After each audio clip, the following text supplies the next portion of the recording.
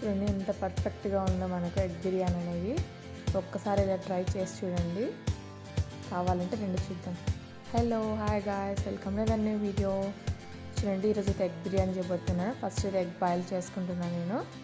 ఆ లోపలే ఇవి మనం ఎర్రగడ్డ, పచ్చిమిర్చి, టమాటో అనేది కట్ చేసి పెట్టుకున్నాను.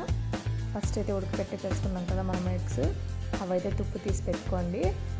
కొంచెం కుక్కర్లోకి ఆయిల్ వేసుకొని ఆయిల్లో తుప్పు తీసుకున్న గుడ్డ అయితే వేసుకున్నాను.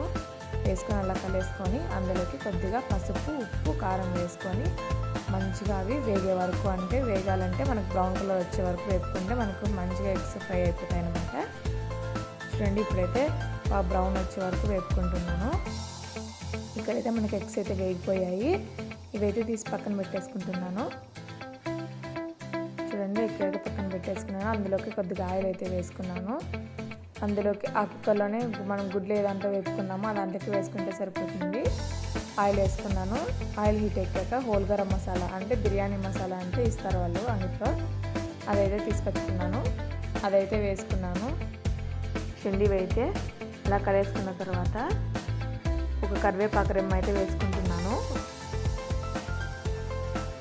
ఇప్పుడు అల్లం వెల్లుల్లి పేస్ట్ అయితే వేసుకుంటున్నాను. అల్లం వెల్లుల్లి పేస్ట్ మీరు అప్పుడప్పుడు ఫ్రెష్గా వేసుకోవడానికి ట్రై చేయండి.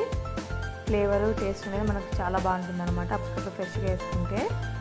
ఫస్ట్ అయితే కట్ చేసి పెట్టుకున్నాం కదా ఎర్రగడ్డ, టమాటో, పచ్చిమిర్చి, ఇవైతే నేను ఇప్పుడు అల్లం వెల్లుల్లి పేస్ట్ పచ్చివాసన వెళ్ళి మంచిగా మగ్గింది.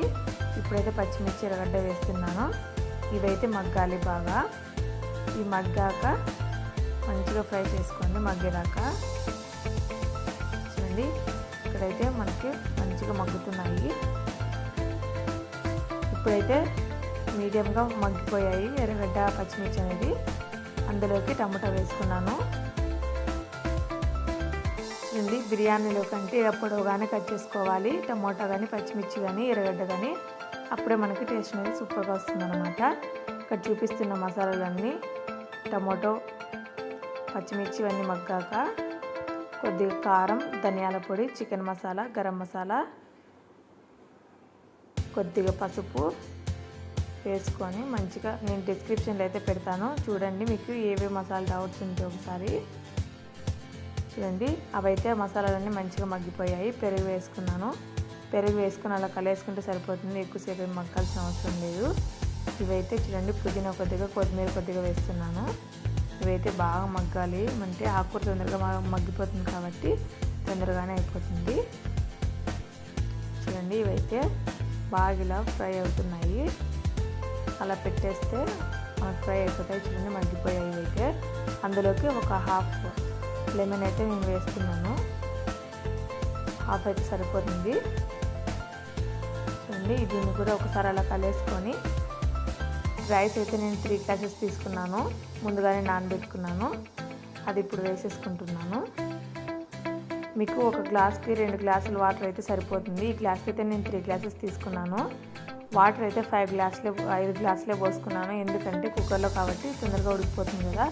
ఆవిరికి అనేది చాలా కొద్ది ఎసురు ఎక్కువైనా కానీ మనకు మెత్తగా అయిపోతుంది అనమాట. అందుకని నేను 3 గ్లాసులు బియ్యానికైనా 5 గ్లాసులు తీసుకున్న వాటరు. చూడండి పొంగు వచ్చేటప్పుడు ఇలా ఒకసారి కలిపేసుకొని మూత పెట్టేసుకోండి. ఒక 2 విజిల్స్ వచ్చి ఆవిరి తీసేస్తే సరిపోతుంది మనకు. చూడండి ఇలా పొడి పొడిగా అయితే వచ్చేస్తుంది.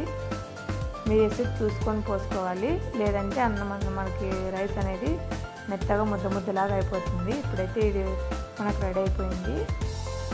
చూసారు కదా సింపుల్గా టేస్టీగా ఎలా తయారు చేశారో. I hope you like this video. ఈ వీడియో మీకు నచ్చినట్లయితే please subscribe, like and comment. Thanks for watching guys.